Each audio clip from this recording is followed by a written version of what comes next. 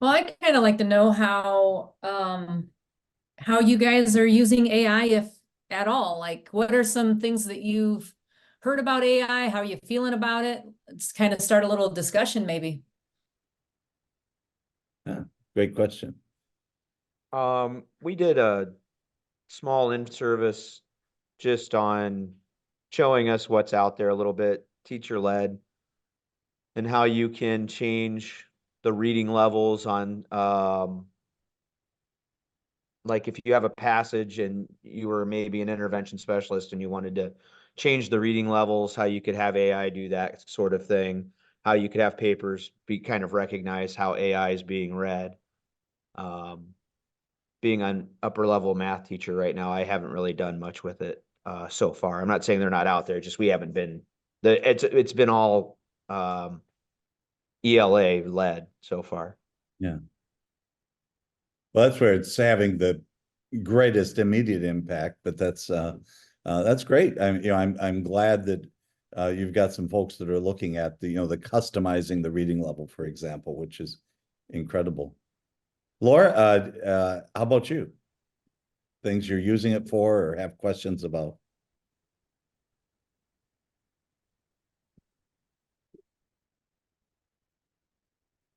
Or waiting for her, Doug. I just from a math perspective, I don't know, what do you think? With the photo math and programs like that, I mean, what the heck is that going to do to our homework? Or is it already doing to our homework? Um, well, I mean that stuff's been out there for a while. Yeah, With Wolfram and all that stuff where kids will just type answers in and scan a question and they'll get their answers. But I think as long as you're still, I mean, it's just like anything else. Kids have copied homework forever and not known what they're doing. Once you get to the assessment, if you don't know what you're doing, you don't know what you're doing. that's very true. Yeah, So, like, I think that, again, I teach juniors and seniors. I don't do much as far as that's going to be embedded in your grade. It's that you do the homework because it's important so that you know what you're doing on test quizzes and so on. And yeah. because really that's what's done at the college level. Now I teach mostly college prep classes too. So Hmm. I don't know how it's just going to make it so kids don't know how to do more things on their Yeah, own. yeah, Now, sometimes homework wise, if you get an answer, sometimes you can work backward from it, and that's not always a horrible thing either. yeah.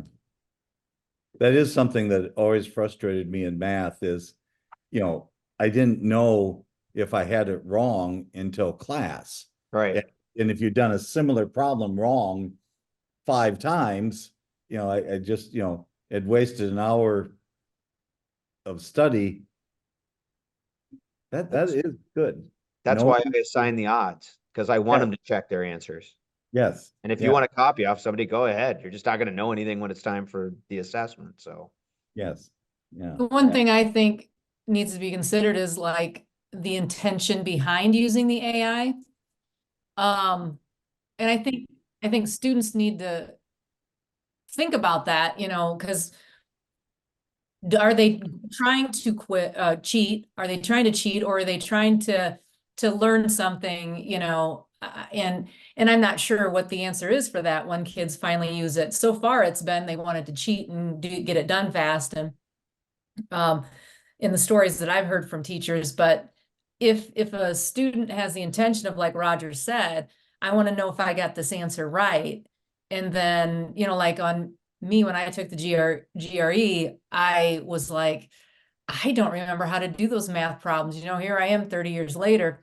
And so go to Wolfram Alpha or Photomath or Socratic or whatever, and I put the math problem in, and then it shows me the first two steps. And I'm like, oh, yeah, that's how you do it. But my intentions aren't to cheat. My intentions are to be honorable and to learn and whatever, kind of make myself better. And I think that's why AI, it's important to be knowledgeable of it from a teacher's perspective, an administrative perspective, a community perspective, and then we can tell what our expectations are to the students, and then the students hopefully can respond in kind to those expectations. So I mean, that's just me spiraling a little bit.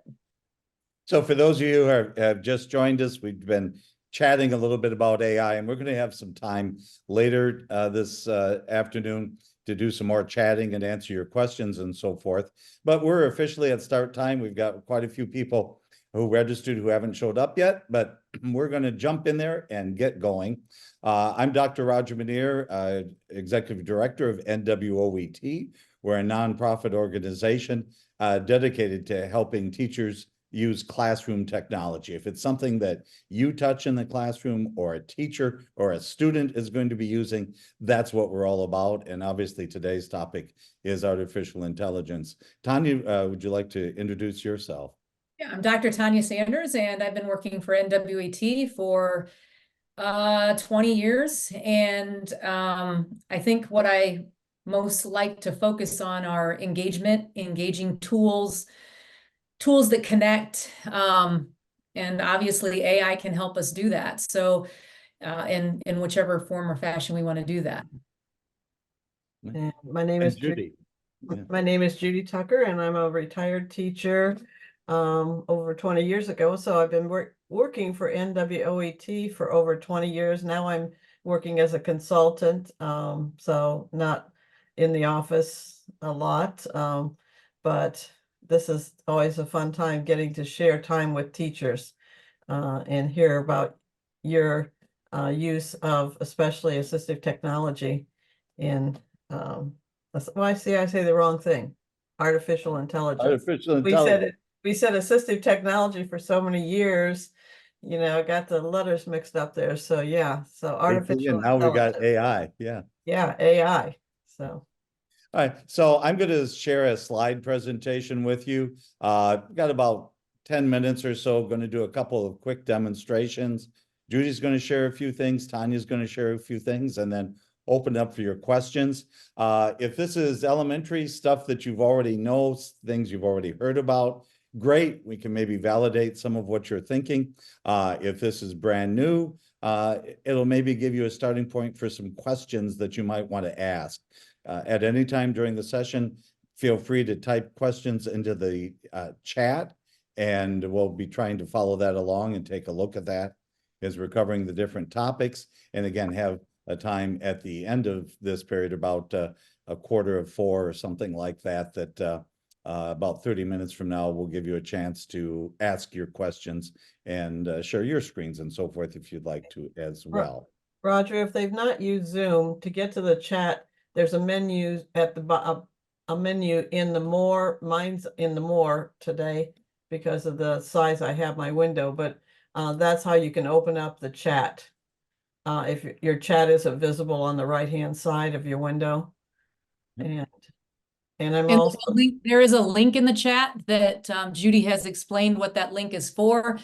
So when you're done, you should be able to get 100% on that quiz and receive a certificate for attending today. I'll put it up again at the end in case we get a lot of questions and it goes to the top. So I will, and if we have others join us, I will keep adding the link to the PD certificate assessment that you have to pass. Okay, and with that, let me share my screen here and be taking a look at what's coming to school this fall. It's artificial intelligence for sure. And go into my slideshow. There you go. And there you see Roger Manier, Tanya Sanders, Judith Tucker, and the stars of the show, ChatGPT, Bard by Google. Those are two competing projects. If you've heard about them, they're different companies that have made artificial intelligence software or programs available to us in both free and paid versions. So what is Bard? It's Google's version of artificial intelligence.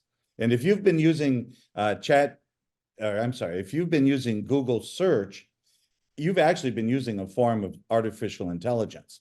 They've just really ramped it up. It does more and responds in more natural human terms than what it used to. But it's the same old Google we know, but on steroids, if you will. How are we using it? Students are using it for writing assignments.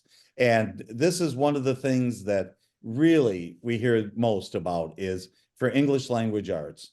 By some estimates, and the research is coming out, everything I say is research-based, observational evidence, unless I specifically say it's my opinion. And AI is new. We've only had it around for just over a year. The free versions available to pretty much everybody just came out in November of 2022, about what, 14 months ago or something like that.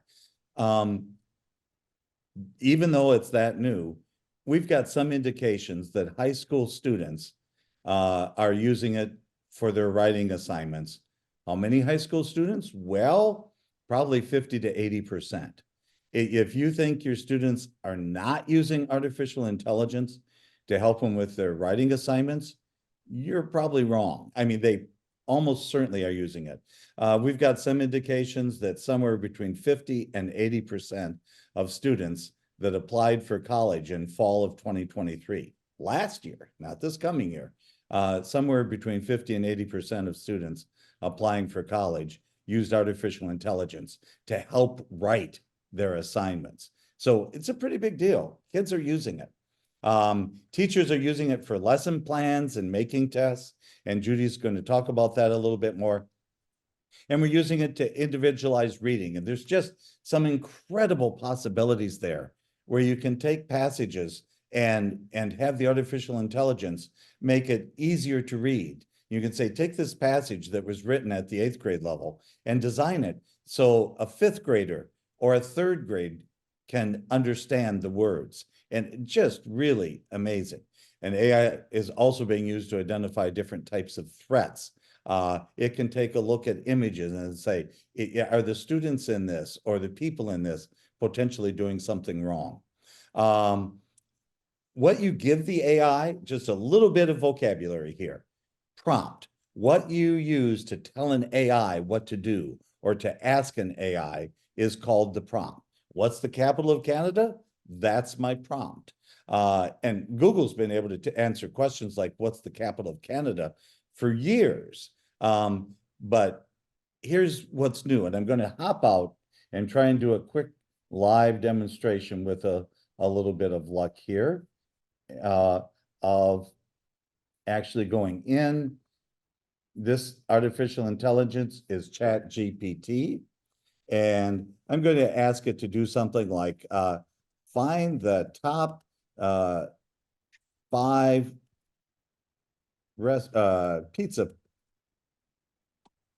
pizza restaurants in Findlay, Ohio, and include a link to them in 200 words or less. So that's the prompt. And here is the answer. And I know you probably can't read it, but just that quick, it's telling me, oh, well, you might want like a Google Maps or TripAdvisor or someplace like that to find it. I'm going to read that a little bit again. I'm going to rephrase my prompt. And I'm going to say, find Findlay's best pizza options. Oh, now it came out with some other information. It came out with my top 10 list.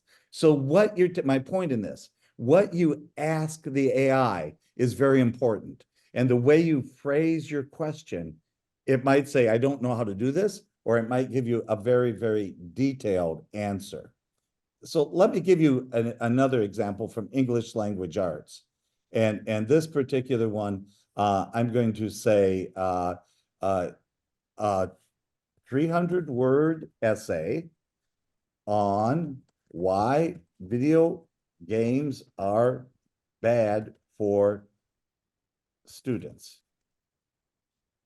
And this is something that you might ask in a question. There you go, just that quick. It's cranking out an answer. And now it's like, oh, wait a minute, my teacher told me I needed references. So I'm going to tell the AI, add 3 references that are from 2015 or newer. And oh,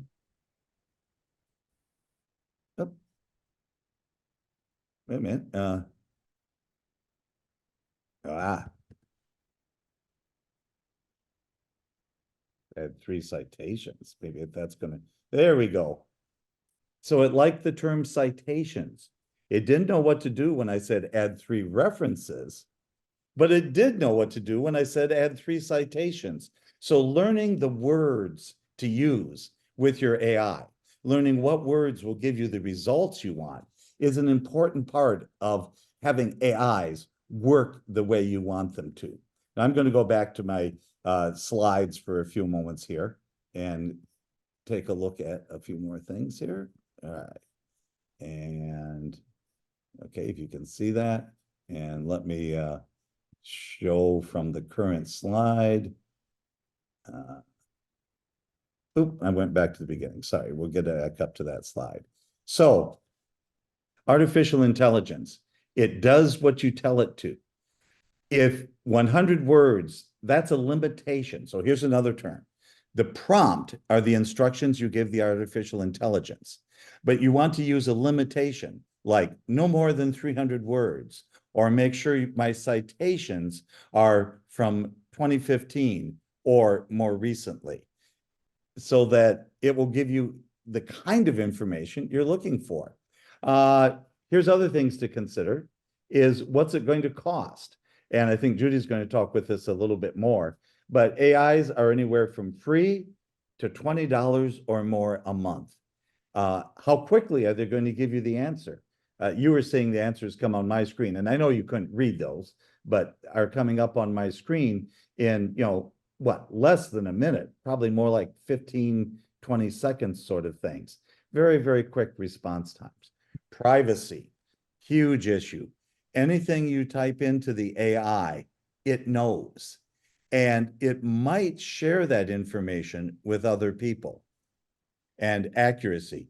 AIs do make mistakes. If they make a mistake, it's called a hallucination. So the terms we've given you here, as you're working with AI, and it's going to make you sound like a real expert to other people when you're talking about artificial intelligence. The prompt, the question or instructions you give to the AI, a limitation, make sure it's no more than 300 words. The incorrect information is called a hallucination. So you might already have heard a commercial where our artificial intelligence does not have hallucinations. I just wanted to share one example with you of an AI mistake or hallucination. You may have remembered last year there was someone trapped in a cave, and they were 300 meters down in the cave, and they became ill. So the original news report was the person in the cave fell ill 300 meters below ground level and needed to be rescued. The story that artificial intelligence created that was broadcast all over the world was that a caver fell 300 feet and was injured. So the artificial intelligence mixed up meters and feet, and it took the words fell ill, and it said that he had fallen. So those kind of mistakes are things that artificial intelligence does. And so you have to watch out for making sure that they share the kind of information that's real. You have to double check their facts. Now, for a couple more examples, let's see, who's on next? Tanya, is it you or Judy? I think it's me. Okay, Tanya, go ahead and share a little bit more on the way students are using artificial intelligence. Okay, hello. I'm Dr. Tanya Sanders, and right now in the chat, I'm putting a link to the resource page that I'm going to be referencing. So let me share my screen here quick, and there we go. So AI tools your students are probably already using. I'm only going to briefly go over 2 or 3 of them because I'm only supposed to talk for about 3 or 4 minutes here. But let me kind of do an overview and then I'll get to the ones that'll be covered over your certificate. So basically Grammarly Go is Grammarly, but on steroids. And I'm going to demonstrate that one a little bit more. Basically, it follows you around wherever you browse. Photomath and Wolfram Alpha. I'm just going to go to that page to kind of show you some stuff since I'm not really going to go into detail with this one. Photomath is a app on your phone that students can take pictures of math problems and it'll give them the answer. And I think it's after 3 pictures, it will require you to pay for a membership to be able to get the step-by-step process of how it's done. Wolfram Alpha is kind of the same thing, where it's a website that you go to and you guys can play with some of these as we're going. I even have some math problems on here if you'd like to go to them, take a picture, download the Photomath kind of thing. All the way down here, I have some other apps that are like Photomath and Wolfram Alpha. And the thing that where I found these and started doing the research, it said where students are getting help with homework. Okay, so I mean, I always try to be positive, and that's probably the perspective I should continue. But these are wonderful apps that are going to show you some neat things of how students can be given direction on how to do a math problem if you're not available. Slide.AI is going to be the one I'm going to be demonstrating next time, and this is basically, it'll create your presentations for you. Socratic, I'm going to be talking more detailed in. I'm going to show you a demonstration really quickly of 2 problems. Basically, you take a picture or speak something to Socratic and it'll give you the answer. And I'll show you that demonstration. Otter, that one's going to be next time too, if you want to join us. Otter is, I'm actually going to have my 18-year-old son use this for his scholarships. And basically what it does is you can turn it on and record you for so many minutes and it'll transcribe what you're saying. So he is continually writing things like, what are you interested in? And then, so what he can do is he can read the question, he can read his or say his answer, what his answer is, and it's just going to transcribe him. And it also will point, then we can take that and put it in another AI and do some magical things too if we wanted to. But basically, instead of him recreating the wheel every time he writes a scholarship, we're going to have all of these answers already textually ready, and then all he has to do is kind of mesh them together. Copyscape, if you do go to my website that I gave you in the link, you need to go to this link down at the bottom because their website's confusing. But if I go to that website, I can put a URL here. For instance, if it's a URL to a website that I plagiarized from, and a website over here, or a link of where my Google Doc or whatever, it's going to look at both of them and say whether it is plagiarism. So we as teachers could go in here and paste text here from a website and text here, paste it, and it'll tell us if it's kind of like a generic version of Turnitin. I've done examples of these in courses that I've taught, and it's crazy, like how it shows where it's been plagiarized or yes, it's plagiarism, and then you compare the items and you can see how bad it is that you didn't do it very well. Undetectable AI.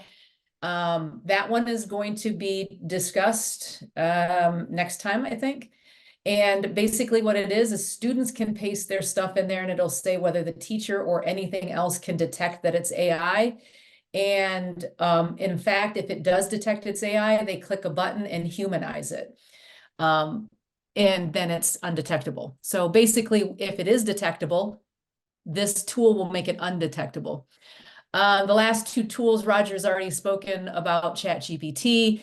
Canva is, I don't care for the AI portion of Canva, just like I don't care for the quizzes and all those kind of things. The tools that I already used that are now throwing in some AI things, I'm not a huge fan of them. Reason being is, the reason being is that it just doesn't give me what I want, and I end up working harder to get the thing that I really want. So Grammarly Go, I know, Roger, I'm going over. The basically is, let me see if I can show you in my browser.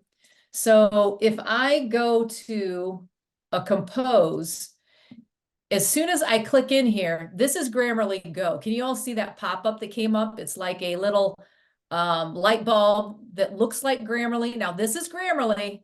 That's Grammarly. This light bulb is Grammarly Go. So basically what it means is, if let's say I'm taking a class in Canvas or Blackboard, or, I'm taking a college course, if I have any kind of text box and I click in it, Grammarly Go pops up for me. And so if right now I'm like, oh, I want to write an email to Roger, I can put it in here. This is my Chat GPT, but it's Grammarly Go. I can put in here, create an email to my boss, Roger, explaining to him I'm not working next week. And then I generate it, and just like Chat GPT, now I'm just like, oh, wow, let's make it friendly. Let's make it friendlier. And now it's working on it again. Hey, Roger, it changed hey, and it didn't say deepest regards. Hope you're doing well. I wanted to give you a heads up that I'll be taking some time off next week. Now I can put in here, now make it funny, and then see what happens. Hey there, Roger, and then cheers. And so you can see how it changes it just like any other Chat GPT, Bard, any kind of those arena, whichever one you're using that you're asking it questions. And now wherever I am, I can just see my cursor and hit insert. And now it's in there. Of course, I'm not going to just let this go. He's going to know I did it with AI, not that I care, but I would change it in there, and then I would put who it's going to, and then hit send. So that's in Gmail, but it'll also do it in, like I said, I was reviewing a course the other day and clicked inside of the box where I was supposed to say where it passed, why it passed. And then you put a couple criteria in there, and I said, this is a MET standard. The standard is this. These are the things that prove the standard. And then it put it in like 5 paragraphs. I said, oh, geez, make it 4 sentences. And then it made it 4 sentences. And then I read it. I changed a couple things, and I was done. It kind of helps you along. The other thing that Grammarly Go does is, if I go back to my website, as soon as I find it here, if it will allow you to go into a special desktop version and the Chrome version. So if you're going to install some stuff, these are the 3 things that you'll install. So when I go to the AI writing assistant, it goes to a different interface. Now, the thing about this, so I'm going to just open up this. I told it to write about llamas. I said, write an essay that's so many words, this grade level. I told it just the prompt. I told the generative AI right here what I wanted. And then now it's using Grammarly, which is going to correct my grammar. It will write it for me. It will also, if I go over here and look at my overall score, I can change that. I want, oh, geez, this is what I want. I want the word length to be different. So I can go over here and change and tweak however I want it to be to make it a little bit better. So it doesn't just do your grammar. It doesn't just correct your commas and your spelling and all that kind of stuff. It also will write it for you and help you alter it based on statistics, analysis. And then the last thing that it does, because I know I'm running over here, that it will, and this popped up the other day on AI. I should see if it still comes up on Chat GPT. So right here, I'm going to accept all these cookies. So this, let's say I'm using this for my research paper. This only happens on certain pages. I think Grammarly Go is getting better at this, but right here in the right-hand corner, this is Grammarly Go. If I click on that, it'll get the citation for this article. I can copy it. Now I don't even have to leave and go to, Purdue OWL and try to figure out what the citation format is. All I have to do is copy and paste it right there on the page. So that's Grammarly Go. Any questions in regards to that? I don't see any questions in the Nobody's chat. putting any Yeah, I don't questions see in the anything in the chat. chat.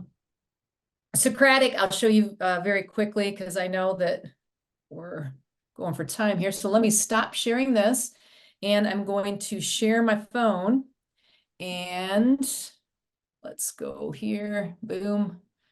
All right. There we go. You should be seeing my phone here at some point. There it comes. All right.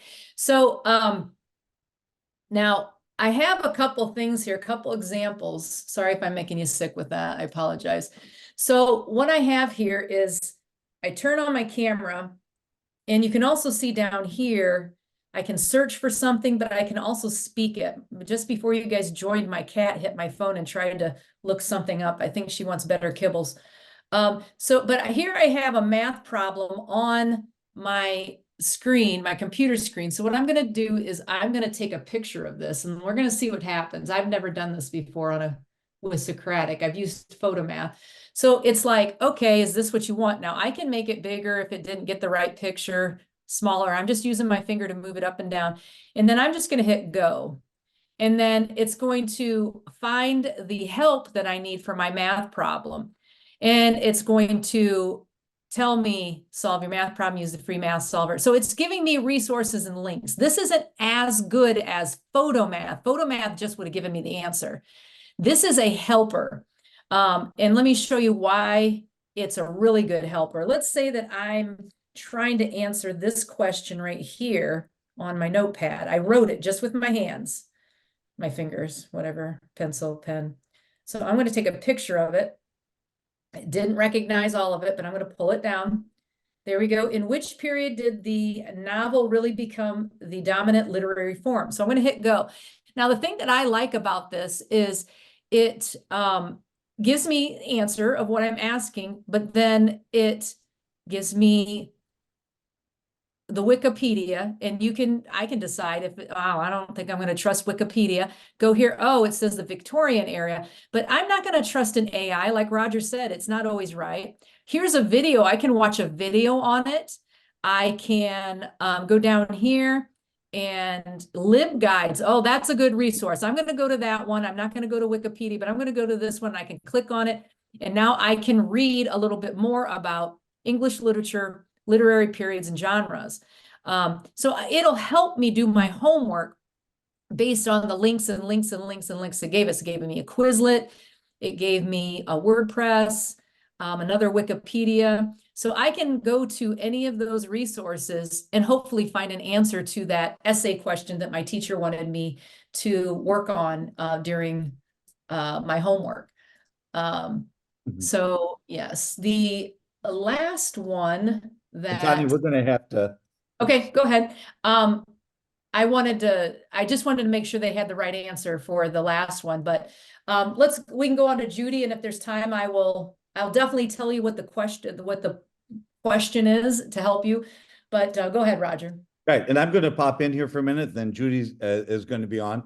So Tanya just showed you a number of amazing things. I find them amazing anyway. And the best way to do is just get in there and start playing with things. So I'm going to, so how do you do that? Well, it's as simple as this. Just go to a web browser, any web browser, and I'm going to type in Chat GPT. Chat, G is in girl, P is in Paul, T is in Tom, and type it in. And up it's going to give me an opportunity to log in. I click login, and over here, if you can see that, I've got an option, I can log in if I already have an account, or I can sign up any email whatsoever will let you sign up to it. And that's all you have to do. So even while you're watching this right now, you might want to, because you can go back, watch the video. It's going to be available. We're going to have it posted. We'll give you the link to that in a little bit. You might want to go into ChatGPT and just log in. You can log in using your Google account or any other email and just, see what it does. Just see a little bit of how it works. And you can try some of the things we're talking about. And I'm just going to give you one quick example before we move over to Judy on what I mean. When I say try something, all right, so I've had ChatGPT up earlier, and I'm going to try some things like Tanya was talking about. I gave you the 100-word essay on why video games are harmful. All right, ChatGPT thinks a little bit, and it gives me this 100-word essay. If you're trying to determine whether kids are using artificial intelligence or not, here is one of the tips. Artificial intelligence tends to use higher vocabulary and more complex words and more complex sentence structure than what most students do. So, excessive video game play can be harmful due to various reasons. Yeah, it doesn't exactly sound like a student. So I'm just going to tell the student to write the above in language a third grade student might use. Okay, same exact question. And now playing lots of video games can be not so good because sitting for a long time can make your body feel yucky. Yeah, that sounds like something a student might write. So if your students are aware of how GPT works and aware how plagiarism checkers find out things, if they tell the artificial intelligence to write it at a couple grade levels below what the student is, you might not catch it. There's one other trick they can do here. Add 3 spelling errors to the above. And okay, here you go. It's doing it again. And there's spelling errors that have been introduced into this because BECUZ has been put in. So these are some of the tricks students that are using GPT. These are ways that they can help fool us and make us think that they themselves wrote it. I was part of an experiment, and we had 50 so-called experts from really English-speaking countries all around the world at a conference. And they read us passages, some of which were from artificial intelligence, some of which were from real humans. We guessed correctly. And these are people that, at least supposedly, we were familiar with artificial intelligence. We got it right less than half the time. We didn't know whether an artificial intelligence wrote it or whether a person wrote it. So it's almost impossible to determine whether artificial intelligence wrote it if students use some of these tricks and strategies. We'll talk a little bit more about them, but Judy, I'm going to turn things over to you to share ways in which teachers are using artificial intelligence. Okay. It was just about a year ago that I went to a tech integrationist meeting of a lot of different districts. In fact, it was just north of here at a school or at a ESC office, but I had never even heard of ChatGPT. And when I found out all the things it could do, like you could put in information about that you were studying, or you could put in a book with a title like this. I don't know, it's not coming up too well, but it's called Horses, and it will make questions for you. I mean, it would just like amazing questions. You could say, I want 10 multiple choice, 2 essay, and 5 true and false. And it would do it. And I'm going like, oh my gosh, just so amazed. Well, I was telling some other friends that were teachers, and the one said, well, have you heard of Question Well? It's questionwell.org. She says, I haven't tried it yet, but my tech person in our school told us about it. So I, wrote it on my phone. She goes, well, make sure you say .org because it's not .com, because there is an online coursework that is the .com. And so once I tried it, it's just like some of these things like Tanya was talking, just like go right over my head, because I was a family and consumer science teacher, a reading teacher, and math, that's not my thing. And so some of those things are so many different parts. This one is super easy. So I'm glad you're letting me go last, because it maybe is the one thing that they'll be able to try tonight if they're putting together some kind of assessment. So I'm going to share my screen and we'll see a little bit about, okay.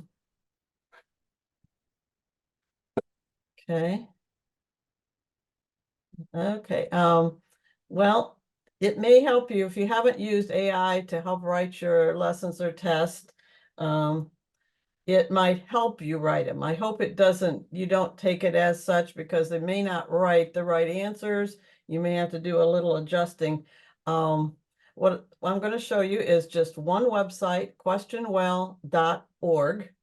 And I love the way ChatGPT did it, but I'd have to copy and paste all the questions into, say, like Google Forms.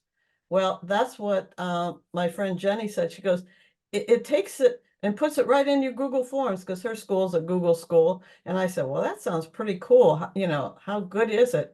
And it, to me, is something that's easy for any teacher, even one on the low scale as far as technology goes. You can use your Google email address if you have an email address to join, so you don't have to do any fancy new password or anything. There is paid plans now. When I first was introduced to it, you didn't hear anything about any paid plans, except that if you wanted to do more than multiple choice questions, you did have to pay. And so it's one of the lower priced, it's either $7 a month or $70 a year if you want to do the yearly. But I highly suggest on any of these services that you try it for 1 month to see if it's worth it. Committing to a whole year for something you end up not using is, to me, a waste of your money. So basically, you can go into the pricing. It's always at the top. You can click on pricing. We won't go into it now, just other than I've only used the free version. But here's what it looks like. The free version lets you, gives you multiple choice questions. If you want to fill in the blank or short answer, that's when you have to start paying. But they have added some things. For instance, you can put in a YouTube link to a YouTube video and it will create questions for that, or a website. But you have to pay if you want to put in a document or your own quiz. But you don't have to fill anything other than the topic. You do not have to fill in all that stuff that's written in the big box there. If you want to, you can, but then you pick your grade level, you can pick your language, and I didn't count how many languages are on there now, but in case you have students that English is not their first language, you could maybe make your quiz up also in their language. The free version, you're allowed to put in 1,000 words. To me, that's quite a few words. And then you'd put in generate the question. So I'm doing a little quiz on this book, Horses by Gail Gibbons, and it's 4th grade reading level. So I put that in, and that's all I put in, except I did change it to 20 questions. 10 is the default, but I chose the maximum 20 because then I can choose the best ones. And then I just click the purple generate questions, and this little guy comes up, this little robot, and he sits there. And the reason I'm not doing it live is it took almost 2 minutes to get 20 questions, and I didn't want to, I knew they wouldn't give me a lot of time here. So, but here's what shoots out these questions, and they also come up with the learning outcomes. Now you can put in your own learning outcomes in that big box if you wish. If you put in your whatever your alignments are, anything like that from your lesson plans, whatever. But I do suggest you look over all the questions, because sometimes they just are kind of vague and they're not really related to the book the way the things you want the students to learn. But you can choose all the questions, or you can just choose the ones you want. If you want 10 of them, you can actually print. The option is there to print the questions, and then you choose the export in the top right-hand corner. And when you choose the export, wow, these are all the ones they kept adding. When they first came out, there were about 10 different choices, but now they've added Microsoft Forms, Socrative, Google Forms was always on there. Schoology, I don't believe the first time I used it was on there, but Kahoot, some teachers love Kahoot, but you can see there are 15 choices there. And then once you choose that, it exports immediately. Some of them it exports into a CV, like a spreadsheet, and you have to import it into, I think it's quizzes. You actually have to do a little extra step. Google Forms is like, boom, you're there. And this is what the Google Forms looks like. Of course, I chose all 20 questions, and you could edit any of them, but it's so easy. If you want to make your own questions at the end, which I did, I want some kind of an essay question with this assessment. I put, what is your favorite part of this book, and explain why. And so you can do any kind of editing that you normally would do in a Google form.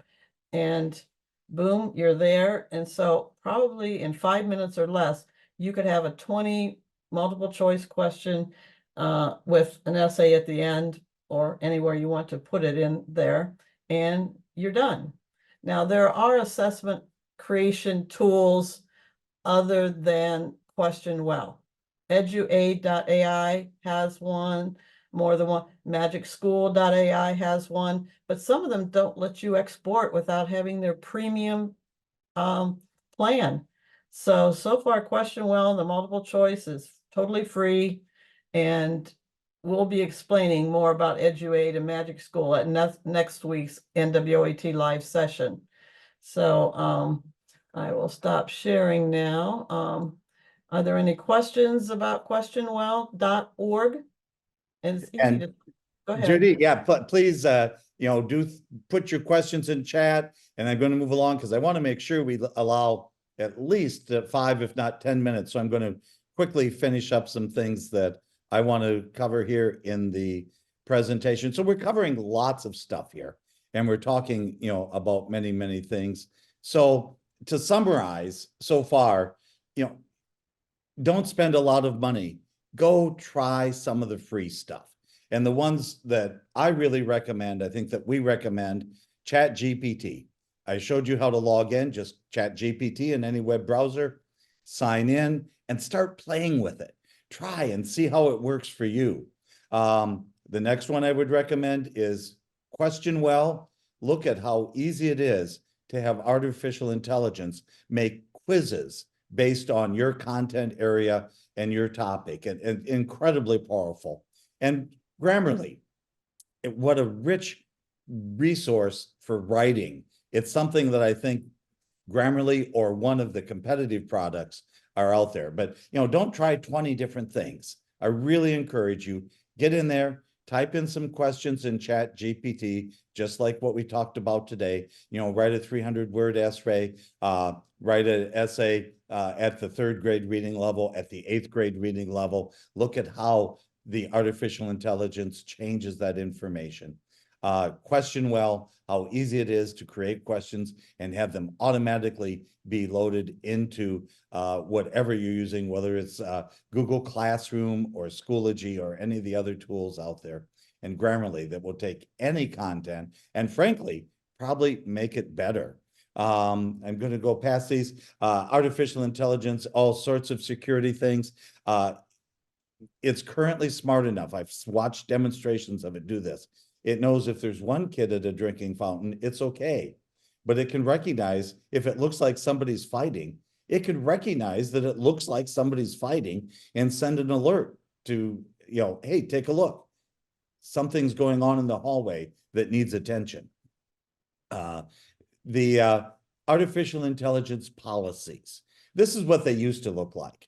Lots of details. If you have an artificial intelligence classroom policy. Yours might look something like that. It's a tool, not a crutch. Cite your resources. Use it as a tool. You know, these aren't bad things, but honestly, nobody's going to read and follow them. I mean, that's the reality. So come up with an artificial intelligence policy for your students that makes sense. And here's what I recommend.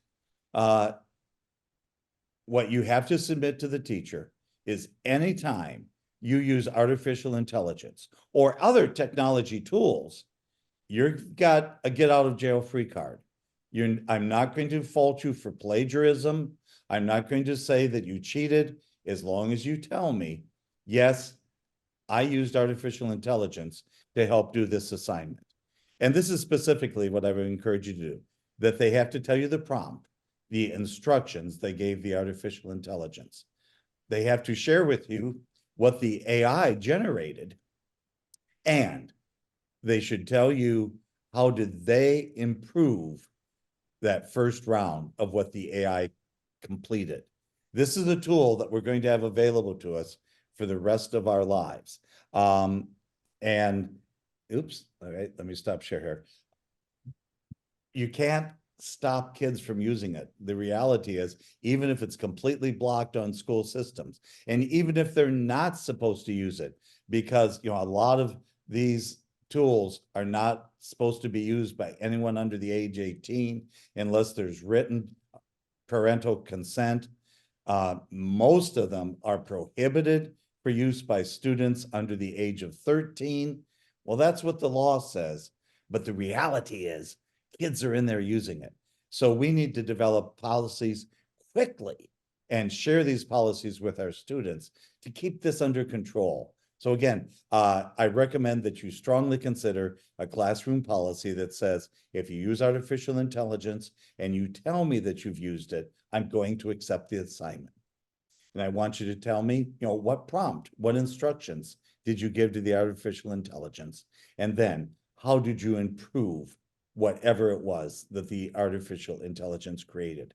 I think if we do that, we are on our way to using this powerful, powerful tool in a way that really will help enhance education for years to come. Next week, we're going to give you some more examples of artificial intelligence. We're going to do some more demonstrations on some of our top tools that we like using. And I'm going to go back to my screen share one last time before we open up for questions here. The bit.ly/AI-by/NWOET, that QR code there. If you go there, there will be a link to a quiz, short 8-question quiz, score 80% or above. You will receive automatically by email a professional development certificate for 1 clock hour of PD.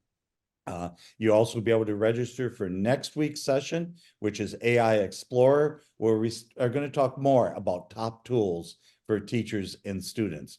You're always welcome and encouraged to ask us questions.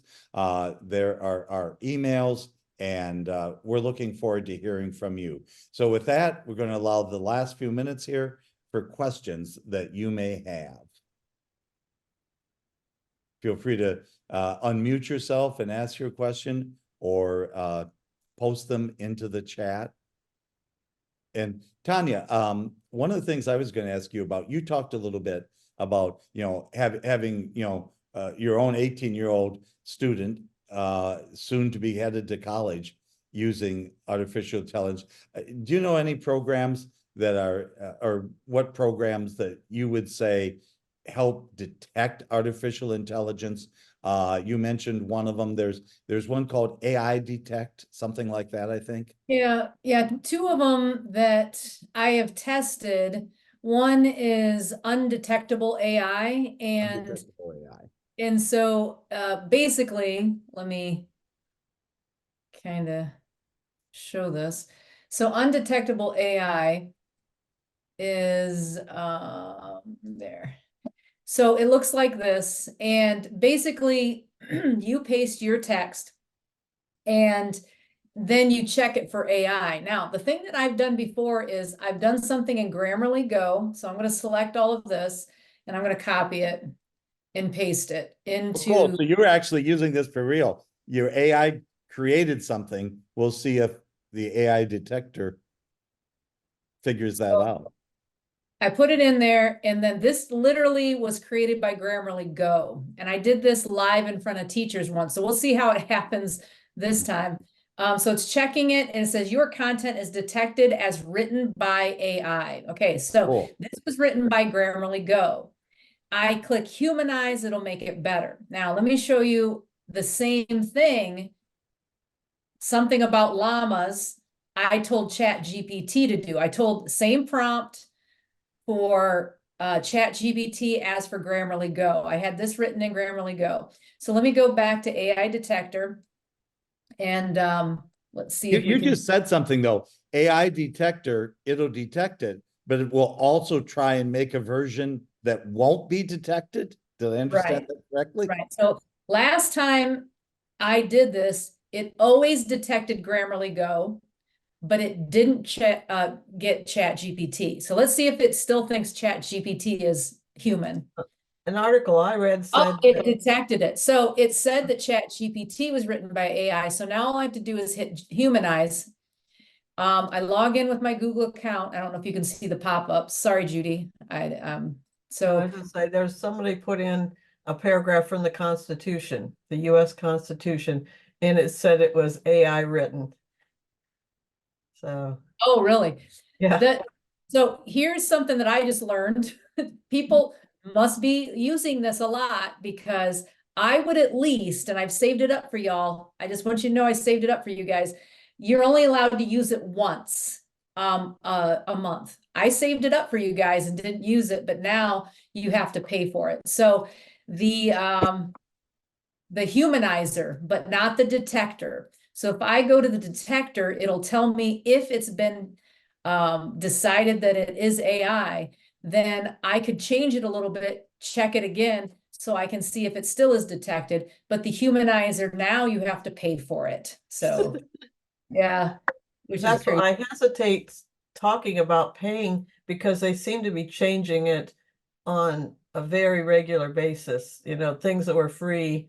In fact, Magic School just they're giving people an extra week to use some of their free feature or their features that are going to be only paid next week. It was the 16th of January, but they're giving you an extra week. I just read the newsletter. I'm like, okay, nope, still not going to pay yet. So I think a parting bit of advice here is do not enter into year-long subscriptions yet. It is changing so quickly. And I mean, they try, oh, well, the year-long subscription is 50% off, or, you know, it's $12 a month or only $24 for a whole year. If you feel you really want the paid subscription, don't get the year long.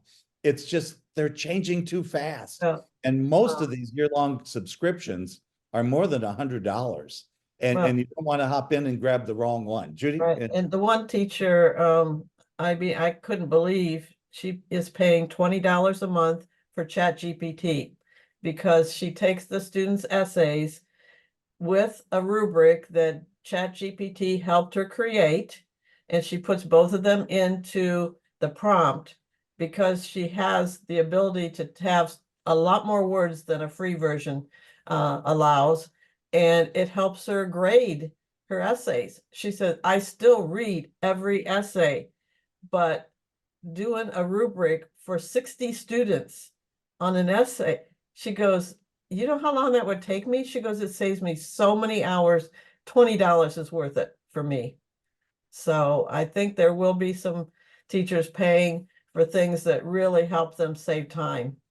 And Cool. Tanya, in 30 seconds or less, give us your summary. And while you're doing that, I'm going to bring up the screen that has the information to get the quiz and professional development certificate. Right, right. So I mean, we all have different views. That's the best thing about having 3 different personalities work in this organization, is that I would never pay for anything. For instance, Judy just brought up Chat GPT. how much it is a month, and there's a waiting list. Actually, you can't even get the paid version now. But there are so many other tools that will do that for you. Copilot is free. Copilot will do that for you. And it'll even do the images, the DALL-E part of it, the DALLE part of it. So yeah, I mean, and the biggest thing that I would say is, and I say this with any technology before even AI came out, do not struggle with anything. Always reach out to us or someone, it doesn't have to be us, and we can help you find the solution to that. And I'm going to put my email in here. That if you have a question like, I want to do this, I use ChatGPT to do this and it didn't come out right. I want something that's going to help me achieve this problem. And then actually, Kathy has already started asking questions in the chat in regards to one of her projects. So email us. I'm more than happy to Zoom privately with you. Kathy, if you want to hang out a little bit afterwards, or if you just want to email, doesn't look like it, we can definitely talk about answering your question about that. So that's So my, go ahead, I'm sorry. no, that's it. I was just say, so this does conclude the video. We're going to stop the video at this time. Those of you that are with us, we'll hang around for a while and answer your questions. Thanks, and anytime, NWOET@NWOET.org, or our emails that were in the slide. Thanks for joining us today. Bye.